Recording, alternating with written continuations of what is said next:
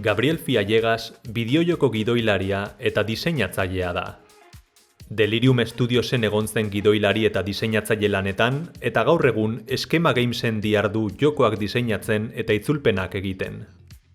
Euskal Herriko Unibertsitatean ikus-entzunezko komunikazio gradua eskuratu zuen, eta bere gradu amaierako lanak bideojoko zehatz bat euskaratzea izan zuen helburu. Beste hainbat zereginen artean, hori gauzatzeko beharrezkoa zen euskarazko terminologia sortuz eta itzulpena eginez. Horrez gain, bikoizketa ikasketak egin zituen Bilboko Inbal ikus-entzunezko ikasketa zentroan. Bideo honetan, berarekin izandako elkarrizketa mamitsua ekartzen dizuegu. Bere lan eta esperientziatik abiatuz, gaur egungo euskarazko bideojokoen itzulpengintzari eta bideojokoen euskal industriari buruzko egoeraren berri emango digu.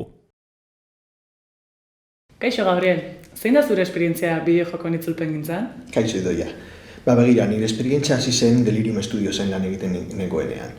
Bertan, printzipioz, game designerra nintzen, baina egia esan nintzen, deitzen dena txiko para todo, egia esan. Orduan, egun batean egonten nintzen istorioak idazten, beste egun batean jokoaren mekanikak eta diseinatzen, eta batzuetan ere itzultzen. Baina, printzipioz itzuli nuena izan zen nik egiten ari nintzen jokoa, baina ingelesera. Oraindik euskara ez genuen ez da pentsatu ere egin. Baina nire lehenengo esperientzia itzultzen euskarara izan zen Delirium Studiosen beste proiektu batean. Nire gralarekin egin nuena izan zen, EHUk izan zuen lehenengo grala bideojokoen bikoizketari buruz, eta beraz, bikoizketa planeatu ahal izateko egin behar nuena izan zen joko bat euskaratu. Orduan euskaratu nuen Delirium Studiosek argitaratutako Los Delirios de von Sottendorf y su mente cuadriculada. Izugarrizko izena, badakit, baina oso joko divertigarria. Eta horretan hasi nintzen, guztia amaitu nuen, gero unibertsitatean neuzkan irakasle batzuk euskaltzaindioak zirenez, haien gana joan nuen haiek hori berrikusteko edo ziurtatzeko guztia ondo zegoela, eta Deliriumi eman nion itzulpen hori. Esan zidaten ezinezko izango zela hori argitaratzea momentu honetan, zeren eta publisherrak edo beste norbaitek zeukan hori egiteko eskubideak, ez dakit oso ondo nola funtzionatzen den, baina esan zidaten gordeko dugu, eta argitaratuko dugu jokoaren beste bertsio batean. Eta oraintxe bertan, Eskema Gamesen nago lanean, ere game designer gisa, baina euskara dakidanez, eta euskara gustatzen zaidanez, haien proiektuak ere euskaratzen ari naiz, edo hasiko naiz hemendik oso gutxira. Terminologiari dagokionez, zure ustez zeintzu dira bideojoko bat euskaratzeko dauden erronka handinak edo zailtasun nagusinak? Esan bezala, euskaraz ez gaude ohituta bideojokoi buruz hitz egitera. Orduan, baita termino simpleenak ere, arrarok egiten dira euskaraz. Adibidez, joko bat hasten duzunean, agertzen zaizun dezutxo hori, pulsa start. Hori euskaraz esateko, noski esan dezakegu, baina arraroa da. Start sakatu, start botoia sakatu start. Ez dakigu ere oso ondo nola gestionatu hori.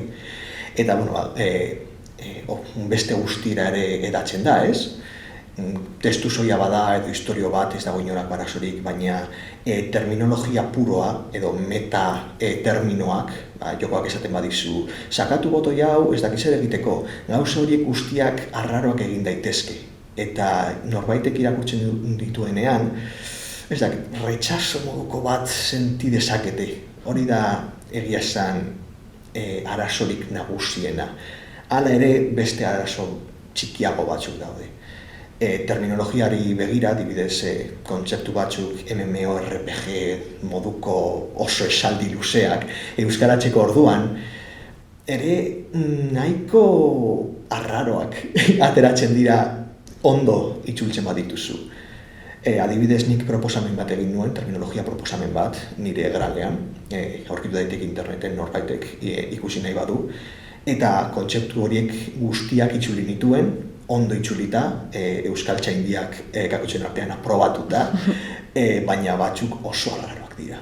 Eta behar bada normalagoak bihur daitezke jendeak erabiltzen baditu, baina oraintxe bertan hori izango litzateke egia esan barrera handiena.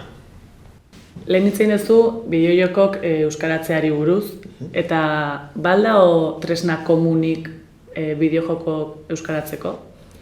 Egia esan ez, oso arrazoi simple batengatik.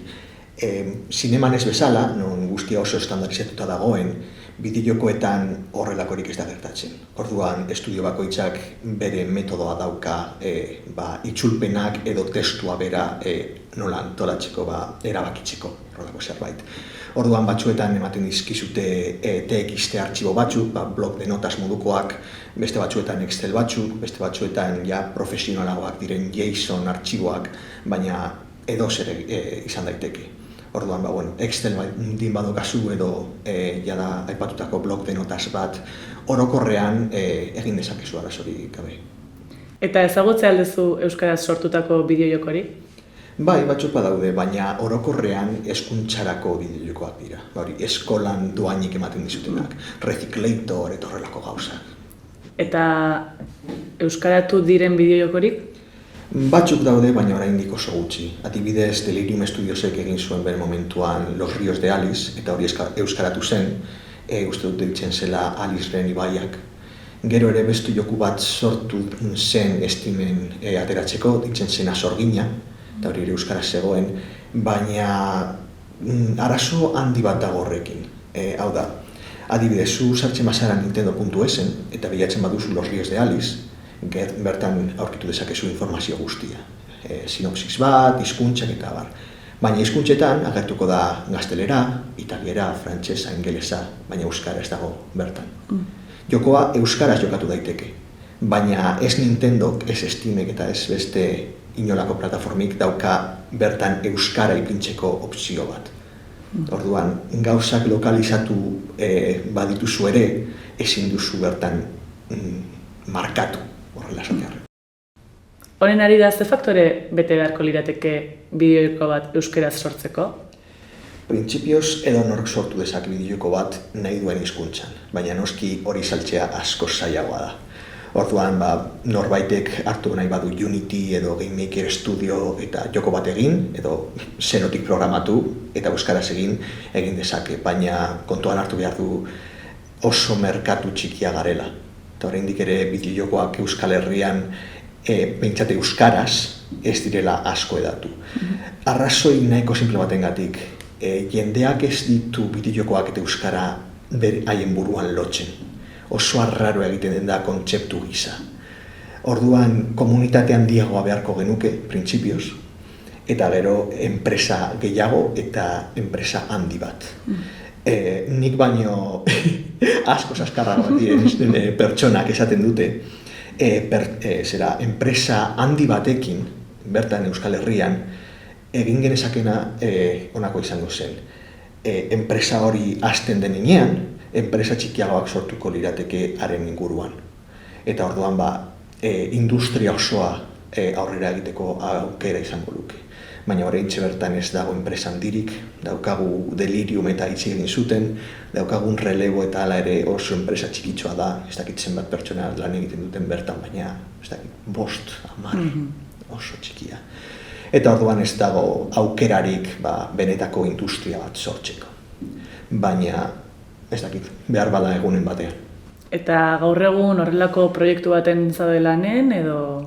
Bai, oraintxe bertan esan bezala Eskema Gamesen nago lanean, joku berri batean diseinatzaile gisa, baina haien aurreko proiektuak euskaratzeko ideia edo daukagu ere. Hasiko gara oraintxe bertan Delta Squad euskaratzen, zera estudioaren aurreko proiektua, eta Full Blast ere euskaratzeko aukera izango dugun, baina printzipioz Delta Squad saiatuko gara itzultzen hurrengo hilabetean edo. Mila esker Gabriel elkarrizketagatik eta zure esperientzia kontatzeagatik euskara eta bideojokoen arloan. Mila esker zuri ni gonbidatzeagatik.